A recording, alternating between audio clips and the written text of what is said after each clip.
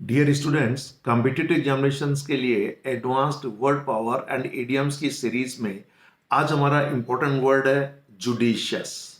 यह एक एडजेक्टिव है और जो व्यक्ति बहुत समझदार होता है, बुद्धिमान होता है, निर्णय लेने में यानी सही निर्णय लेने में, न्याय संगत निर्णय लेने में वो काफी अच्छा रहता है, तो इसे हम लोग कहते हैं विवेकपूर्ण, बुद्धिमान, समझदार, न्याय संगत। इट मीन्स हैविंग और शोविंग गुड जजमेंट।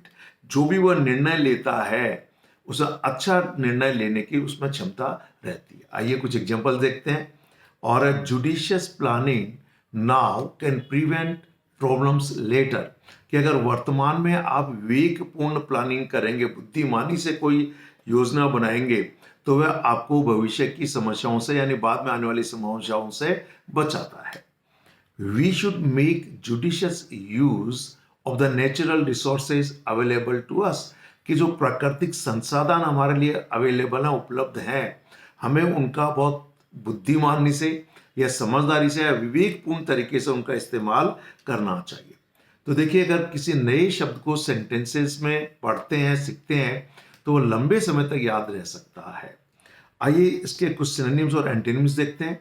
एसएससी ने जब पूछा था तो इसके जो सिनोनिम्स दिए हुए तो ऑप्शन में उनमें था एक वाइज, और वाइज का मतलब आप सब जानते हैं, बुद्धिमान, समझदार, विवेकपूर्ण।